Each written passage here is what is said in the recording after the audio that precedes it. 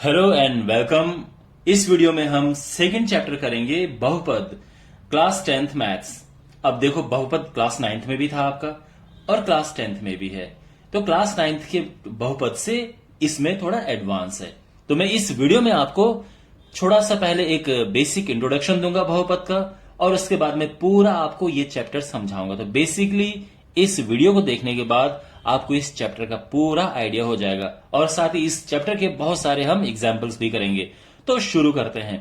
सबसे पहले बहुपद किसे कहते हैं? देखो, जब भी हम चरों, जो चर होते हैं जैसे x, y, s, t, u, v और अचर, इनको मिलके अचर जैसे 2, 4, इवन हम ए बी सी को भी अचर बोल देते हैं। ठीक है, कभी कभार के को भी अचर बोल देते हैं। वैसे 2 हो गया, 4 हो गया, पाई हो गया, 2/3, ये सारे अचर होते हैं। कांस्टेंट, सॉरी, ये कांस्टेंट और ये वेरिएबल, जब हम इनको आपस में मिलाते हैं और एक व्यंजक बनाते हैं, एक एक्सप्रेशन बनाते हैं, तो कैसा बन सकता है? वो 2x प्लस वाई भी बन सकता है, वो 2x² प्लस x प्लस 4 भी बन सकता है। तो ये सारे होते हैं बहुपद। लेकिन एक बात ध्यान रखना, इनकी जो घातें होती हैं वो एक पूर्ण संख्या होती है। तो कहने का मतलब, इसकी घात आपको 0 मिल सकती है, 1 मिल सकती है, 2, 3, 4, इस तरह से इनकी घातें आपको मिलेंगी। अगर आपके पास ऐसा हो कि 2x पावर 1/2 प्लस वाई, क्या ये बहुपद है? नहीं, ये बहुपद नहीं है। ठीक है, तो ये बहुपद नहीं है। लेकिन क्या ये है? बिल्कुल है, क्योंकि यहां पे घात पूर्ण संख्या में है, और यहां पे भी घात, यहां पे 1 है, यहां पे 1 है, ये भी पूर्ण संख्याएं हैं। तो जब भी घात पूर्ण संख्या होती है उसको, और ऐसा व्यंजक, ठीक है ना। देखो, व्यंजक क्या होता है? छोटी छोटी चीजें हैं, आपको ये सब पता होनी चाहिए। व्यंजक होता है कि जब भी आप इनको मिला के कुछ ऐसा लिखें जिसमें इक्वल का साइन ना हो, मींस जैसे जैसे ये सब व्यंजक हैं। इवन व्यंजक तो ये भी है, लेकिन ऐसे व्यंजक जिनकी घात पूर्ण संख्या में होती है उनको बहुपद कहते हैं। जैसे है, कहने को ये भी व्यंजक है पर ये बहुपद नहीं है। ठीक है, और जैसे मैं आपको कह रहा था कि जब हम इक्वल करके कुछ लगा देते हैं तो वो समीकरण बन जाता है। जैसे अगर यही चीज है 2x प्लस वाई, लेकिन मैं अगर इसके आगे 0 लगा दूं तो ये अब समीकरण बन गया व्यंजक से। ठीक है ना। तो जैसे व्यंजक हो गया, मान लो 2x² प्लस 3, ये व्यंजक है। तो अब आपको व्यंजक, बहुपद और समीकरण में अंतर पता चल गया है। ठीक है भाई, व्यंजक तो ये भी है, व्यंजक जिसमें इक्वल नहीं लगा होता है, तो ये और ये व्यंजक है। लेकिन अगर इक्वल करके 0 या इक्वल करके कुछ लिखा हो तो वो समीकरण हो जाते हैं।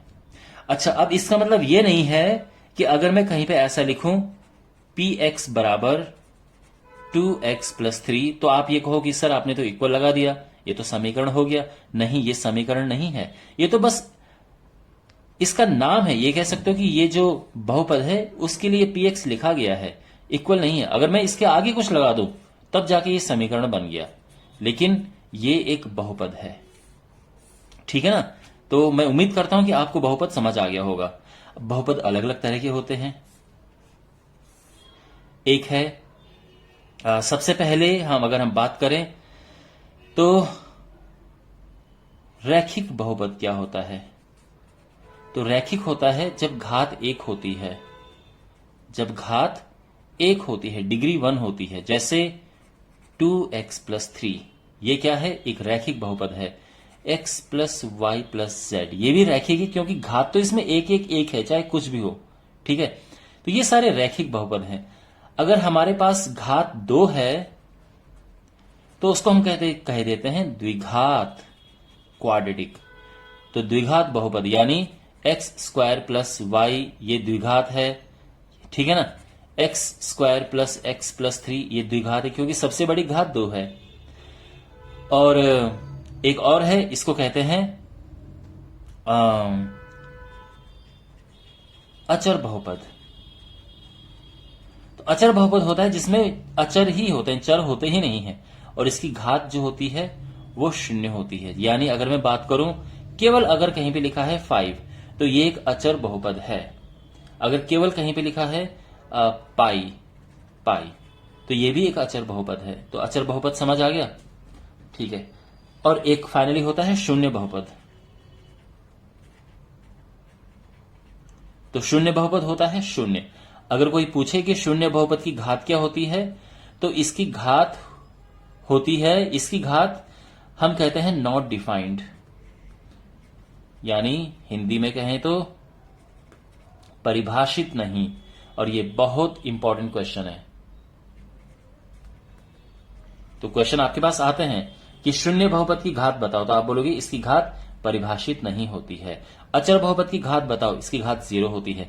रैखिक बहुपद की घात बताओ, इसकी घात 1 होती है। तो ये सब आपको समझ आ गया होगा। अब इसमें एक और चीज है, वो है शून्यक। किसी बहुपद का शून्यक क्या होता है? तो सीधी सी बात यह है कि जो शून्यक होता है उसको रखने पे बहुपद का मान 0 हो जाता है। तो अगर किसी का शून्यक a है और मैं a रखूं तो बहुपद का मान 0 हो जाएगा।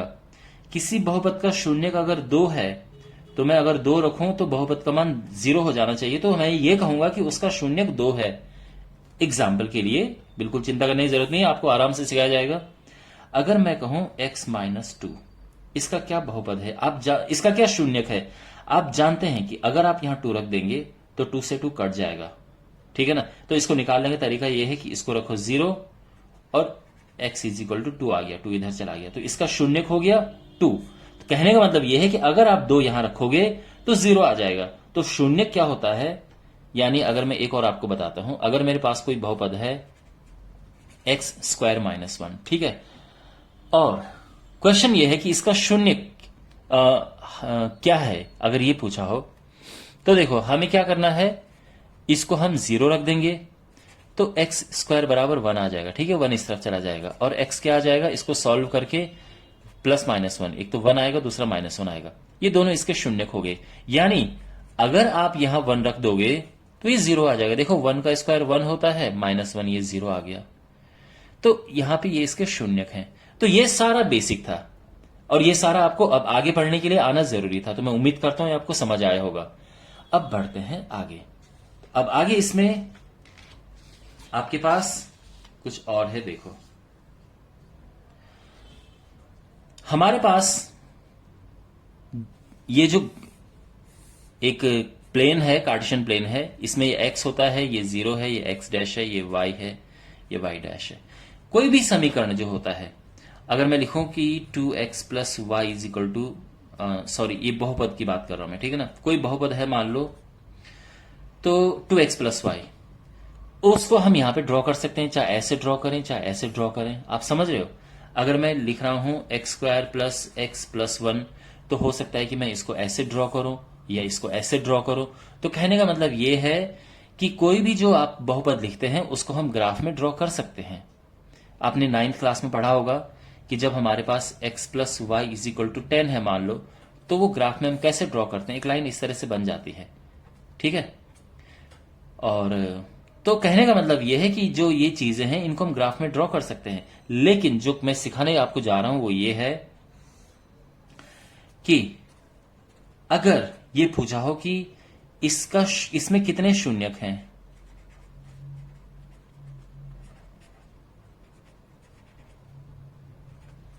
कितने शून्यक हैं, तो मान लो कि कोई ग्राफ है ये, और इसमें कितने शून्यक हैं, अगर ये क्वेश्चन आ जाए, तो शून्यक का मतलब ये है कि उसने x अक्ष को कितनी बार काटा है, ठीक है ना, x को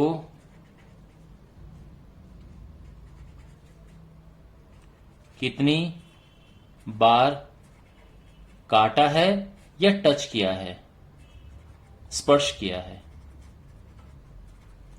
तो अगर मैं ये आपसे ये पूछूं कि इसके शून्य कितने, तो आपको होगी कि सर इसके शून्य 2 हैं, क्योंकि इसने x वाले को, y को नहीं, x वाले को 2 बार काटा है, एक यहां पे एक यहां पे। तो इसके शून्य कितने हो गए? 2 हो गए। अगर मैं यहां पे एक दूसरा ग्राफ बनाऊं,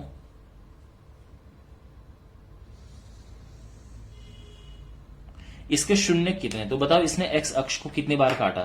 तो देखो एक यहां पे काटा, एक यहां पे काटा और एक यहां पे काटा। तो अगर मैं इसके वाले की बात करूं तो इसके शून्यक कितने हैं? टोटल 3 है, ठीक है। अगर कोई टच भी हो रहा है मान लो,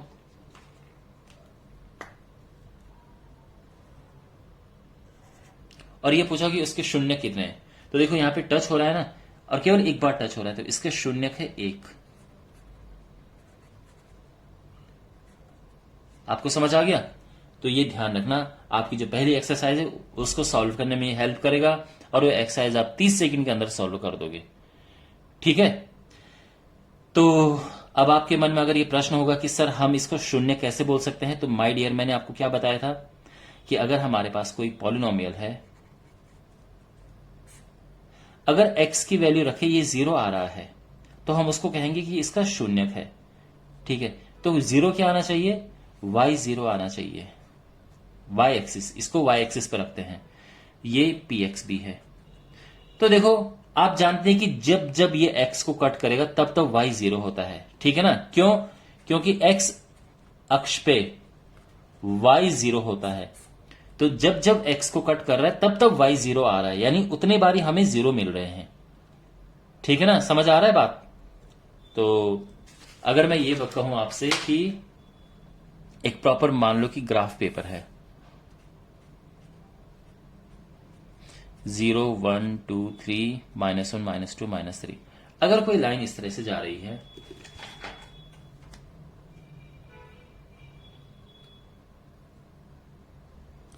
ये गई, फिर ये गई, फिर ये गई, तो आप अगर आपसे पूछा हो कि बताइए इसके कितने शून्यक हैं,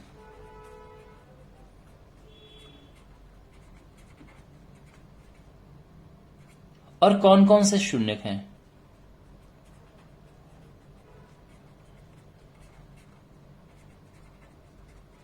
तो पहली बात तो इसका आंसर बड़ा आसान है कि इसके शून्य कितने हैं। तो देखो 1 2 3 बार कट कर रहे हैं ना एक्स एक्सिस को, ये एक्स एक्सिस है, ये वाई एक्सिस है, तो इसके शून्य हो गए 3। और कौन कौन से शून्य हैं, तो यानी वो हमसे एक्स का मान पूछ रहा है।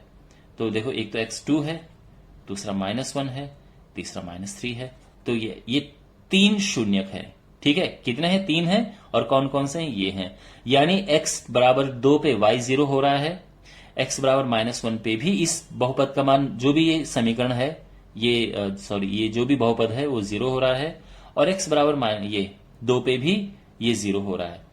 तो ये जो है ये इसके शून्यक हैं, 3 हैं, लेकिन ये हैं, एक ये है, 2 ये, तीसरा ये है, तो टोटल 3 हो गए हैं। ओके?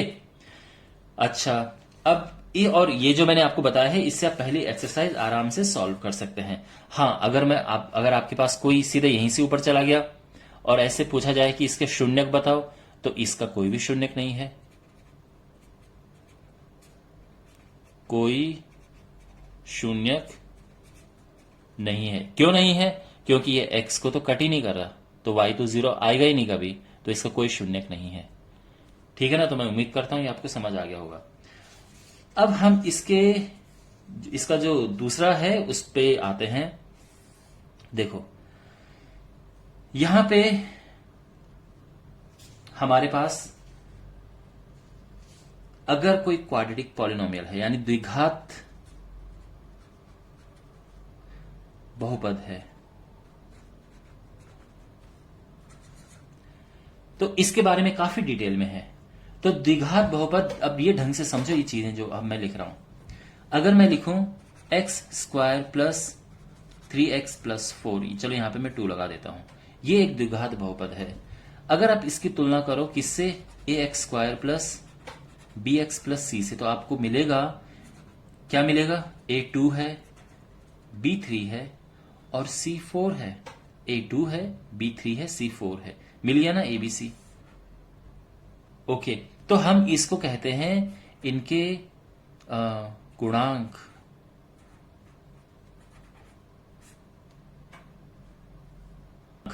और शून्यक मैं आपको पहले ही बता चुका हूं, तो अब एक चीज आराम से समझो, एक मैं क्वेश्चन आपको बता रहा हूं। देखो x² माइनस 5x प्लस 6, ये एक बहुपद है।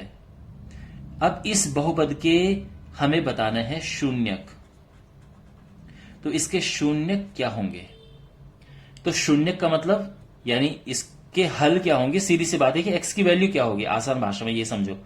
तो क्या करेंगे, X square minus 5x plus 6 ये है, इसको आप रख दो 0 और अब इसको फैक्टराइजेशन करना शुरू करो। कैसे इसका फैक्टराइजेशन होगा, मैं उम्मीद करता हूं कि आपको फैक्टर्स आते होंगे। X square minus 3x minus 2x plus 6 और ये हो जाएगा x माइनस 3 x माइनस 2। ठीक है ना, मैं थोड़ा शॉर्ट में कर दिया है। तो इसके आएंगे, अगर आप इसको 0 रखोगे तो x2 आ जाएगा और इसे 0 रखोगे तो x3 आ जाएगा। ठीक है, ऐसे करके ही इसके शून्यक हम निकालते हैं। ओके, तो ये हमने इसके गुणनखंड किए और इसके बाद एक बारी हम अगर x माइनस 2 को 0 रखें तो 2 उस तरफ जाएगा तो x हमारा 2 आ जाएगा और इसी तरह से अगर इसको 0 रखेंगे तो x3 आ जाएगा। तो ये क्या निकले इसके, ये इसके निकले शून्यक। आप समझ रहे बात को? अब आगे की कहानी समझो।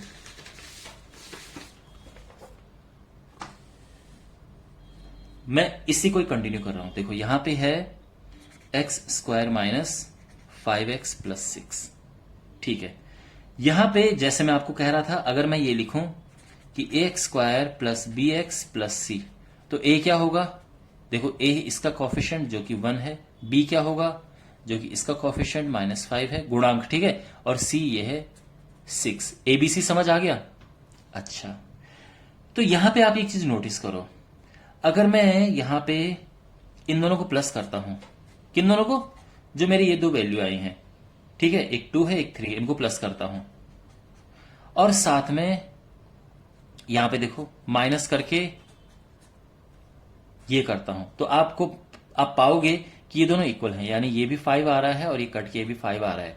मैंने यहां पे क्या किया, यहां पे मैंने क्या किया, देखो यहां पे 2 और 3 आया, x क्या आया, 2 आया और 3 आया, तो मैं इसको एक नाम दे देता हूं, ये है अल्फा और ये है बीटा। तो जो अल्फा प्लस बीटा होता है वो होता है माइनस, ध्यान से देखो, b/a, और अल्फा बीटा होता है, अल्फा बीटा यानी मैं मल्टीप्लाई कर रहा हूं उनका, ठीक है ना, मल्टीप्लाई, ये होता है c/a। अब ध्यान से देखो, यहां पे ये है अल्फा और ये है बीटा। अब मैंने क्या किया था, इनको प्लस किया था, 2 + 3। b क्या है यहां पे, आप देख सकते हैं b-5 है, a1 है, तो b-5 है, a1 है, कट के तो क्या आ गया, 5 बराबर 5 आ गया। अगर मैं मल्टीप्लाई की बात करूं तो देखो अल्फा इंटू बीटा यानी 2 × 3, ये किसके बराबर है, c/a, c यानी 6 और a यानी 1, a अभी भी 1 है, ठीक है ना। तो 2 × 3 = 6 और ये 6 आ रहा है ना इक्वल, यानी ये आपको ध्यान में रखना है। अगर अभी तक नहीं समझ में आया है कोई प्रॉब्लम नहीं है, मैं दोबारा समझाता हूं। अगर हमारे पास है x square minus 3x plus 2 और अब क्वेश्चन में यह है कि ये हमारे पास बहुपद है, ठीक है, इसके निकालो शून्यक, एक तो ये निकालने हैं और दूसरा हमें इसको जांच करनी है।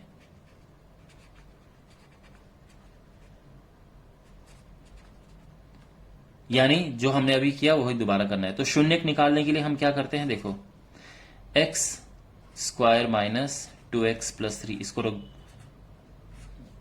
रख दो 0। तो देखो क्या होगा, x square minus 2x minus 1x। देखो मैं उम्मीद करता हूं आपको फैक्टर्स आते होंगे गुणनखंड करने, क्योंकि मैं वो सिखाने बैठ गया तो बहुत टाइम लग जाएगा। x minus 2 and x minus 1 0, x आ गया 1 और 2, ये तो आ गया शून्यक। अब जांच करनी है यानी देखो ये अल्फा है और ये बीटा है, अल्फा प्लस बीटा बराबर -b/a, क्या ये सत्य है? तो देखो अल्फा प्लस बीटा यानी 2/1 + 2। b क्या है, देखो ये a है, ये b है, ये c है, b है -3 और a है 1, ये 3 हुआ और ये माइनस माइनस करके 3 आ गया, तो ये सत्य है। आपको समझ आ गया? अच्छा, दूसरा क्या होता है, अल्फा इंटू बीटा। तो देखो इसको कहते हैं शून्यकों का योग और इसको कहते हैं शून्यकों का गुणनफल, product of roots and sum of roots and product of roots, गुणनफल है शून्यकों का और ये होता है c/a। तो देखो अल्फा क्या है, 1 × 2 है ना, इनका गुणा करना है। c क्या है, देखो c 2 है और a क्या है, a 1 है, तो देखो 2 बराबर 2 आ गया, ये ट्रू है, जांच कर चुके हैं हम इसकी। तो आप समझ गए। तो बिल्कुल जैसे कि मैं आपको बता चुका हूं, ये बड़ा इंपॉर्टेंट है। ओके, तो इसमें एक एग्जाम्पल है।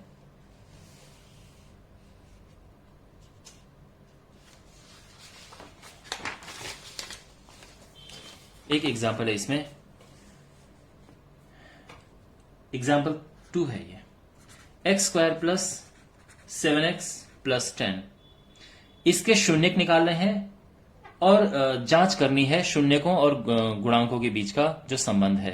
तो वही, यानी इसके शून्यक निकालने हैं। शून्यक हमारे जो 2 निकलेंगे, एक अल्फा और एक बीटा, और बाद में वही कि अल्फा प्लस बीटा बराबर माइनस बी अपॉन ए। ठीक है, ये गुणांकों के बीच और शून्यकों के बीच जो संबंध है उसका जांच करना है। और दूसरा होता है alpha beta is equal to C upon A. अब ध्यान से देखो, यहां पे सबसे पहली बात तो इसका शून्य कैसे निकालें, तो जैसे हम करते आ रहे हैं, इसको 0 कर दो। 5 दूनी 10 और 5 2 7, ठीक है ना। इसके गुणनखंड करेंगे,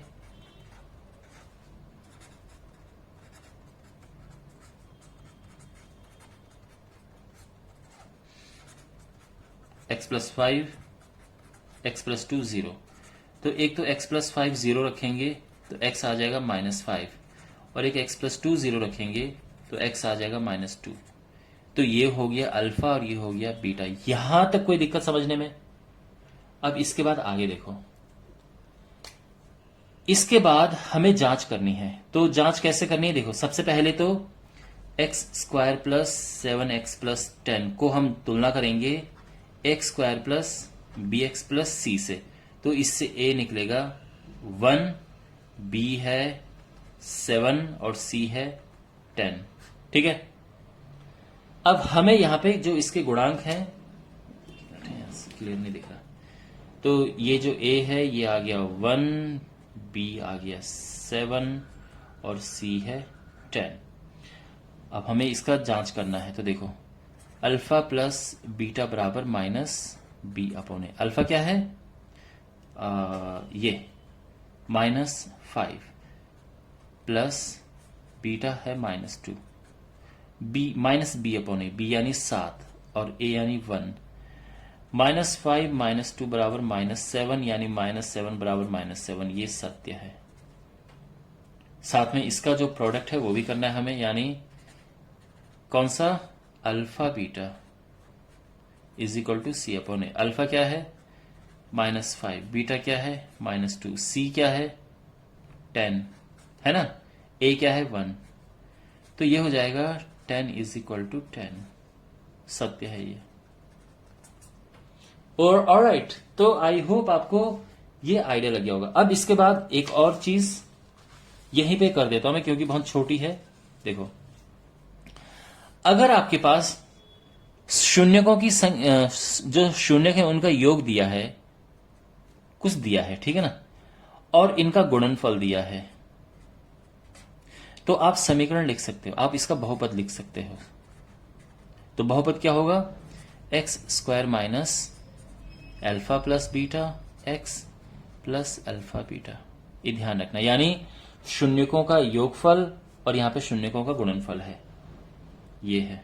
आप इसको ऐसे भी लिख सकते हो, एक्स स्क्वायर माइनस शून्यकों का योग इंटू एक्स प्लस शून्यकों का गुणनफल। समझ गए आप? तो अब यहां पे क्वेश्चन करते हैं। एग्जाम्पल 4 है, तो इसमें ये लिखा है कि हमें एक पॉलिनोमियल बताना है, एक ऐसा बहुपद बताना है जिनके शून्यकों का योग दिया है -3 और शून्यकों का गुणनफल दिया है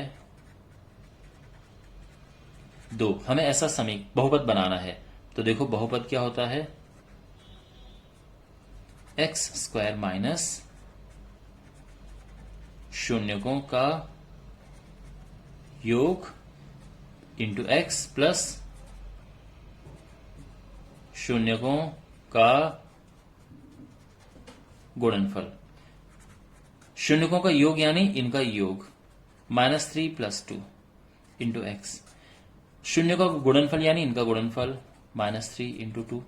अब देखो क्या होता है, -3 + 1 होता है -1 और ये 3 दूनी 6, तो ये हो जाएगा x² प्लस x -6। ये आंसर आ गया है। Fine, is it clear? Okay, अब इसके बाद इसमें इसके आगे है एक और चीज, और हम कह सकते हैं कि इसकी लास्ट चीज है ये, ठीक है ना, क्योंकि फिर इसके बाद एक्सरसाइज खत्म है। ओके, और ये काफी बड़ा क्वेश्चन है। क्वेश्चन आपके सामने है, आप देख सकते हैं, ये एक एग्जाम्पल है, एग्जाम्पल 9। तो इसमें यह है कि हमें सभी शून्य ज्ञात करने हैं जो हमारे पास दिया हुआ बहुपद है, और 2 शून्यक हमें पहले से ही पता है। तो एक शून्यक हो गया √2 और दूसरा हो गया -√2, ठीक है। और हमें बाकी 2 निकालने हैं।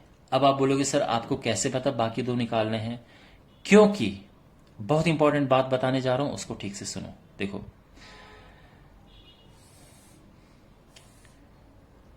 किसी भी समीकरण में या किसी भी बहुपद में, अगर हम किसी बहुपद की बात करें, उसकी जितनी बड़ी घात होती है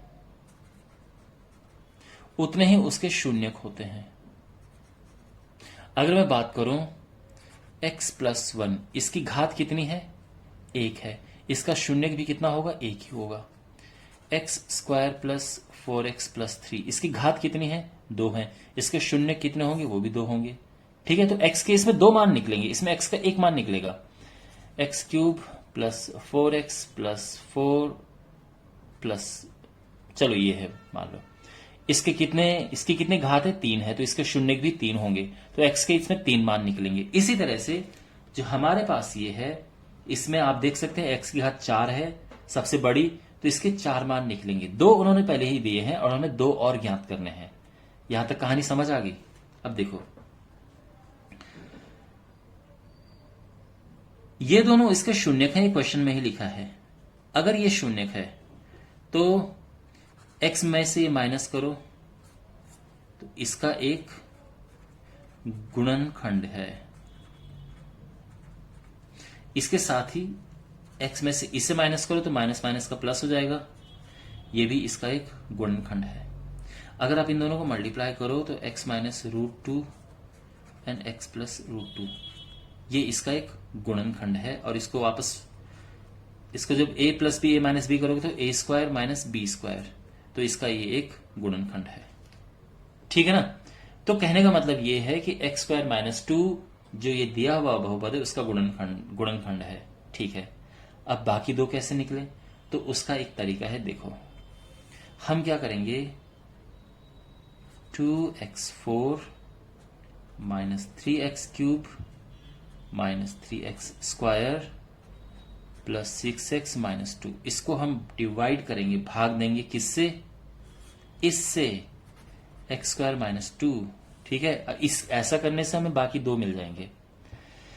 भाग देने का जो प्रोसेस है, मैं उम्मीद करता हूं आपको आता होगा, फिर भी मैं बताने का प्रयास करूंगा। देखो, आप बस ये देखो और ये पहला देखो, कितना और चाहिए आपको? चाहिए 2x², तो इसका यहां गुणा करो, 4 आ जाएगा, और इसमें भी गुणा करो तो 2 दूने 4 x²। ध्यान रखना x² है इसलिए इसके नीचे लिखा, इसके नीचे नहीं लिखा क्योंकि क्यूब है। ये तो फिर कट जाएगा, साइन चेंज करते हैं, ठीक है। इसके बाद तो ये आ जाएगा -3x³ प्लस, सॉरी, 4 में से 3 गया 1, प्लस x² प्लस 6x - 2। अब फिर ये पहला देखो और ये पहला देखो कि क्या चाहिए? -3 चाहिए और x चाहिए, ठीक है ना। तब ये आ जाएगा। अब इसका इसमें गुणा करो तो ये तो यही आएगा, स्वाभाविक है। इसमें गुणा करोगे तो आएगा +6x, है ना, 3 दूने 6 x। अब साइन चेंज करो, कट गया, एक्स स्क्वायर ये भी कट गया, -2। और अब ये एक बार जाएगा और ये देखो सेम चीज आ जाएगी, ठीक है ना। तो ये फाइनली कट गया। तो इसका मतलब ये है, ध्यान से देखो यहां पे एक एक स्टेप, कि जो ये है 2x4 -3x³ -3x² plus 6x-2 ये किसके इक्वल है? ये यानी x² -2 और ये यानी 2x² -3x + 1। समझ गया ना भाई? ये इसको डिवाइड करके इससे यही आया, तो यानी ये दिस इंटू दिस होगा। अब देखो इसकी कहानी हमें पता है कि ये है, लेकिन जो ये चीज है ये क्या होगा देखो।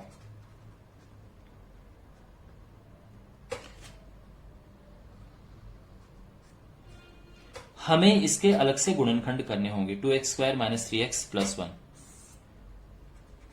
2x² -3x + 1, इसके अलग से गुणनखंड करने हैं। तो क्या होगा गुणनखंड करके? 2 × 2,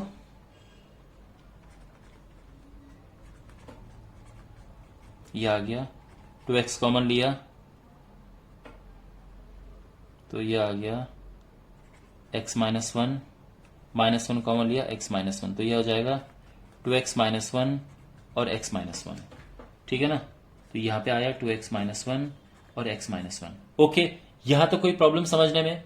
अब हम एक बार इसे 0 रखेंगे, 2x -1, तो इससे x आ जाएगा, देखो 2x -1 उस तरफ जाएगा और x 1/2 आ गया। और अगर आप इसे 0 रखते हो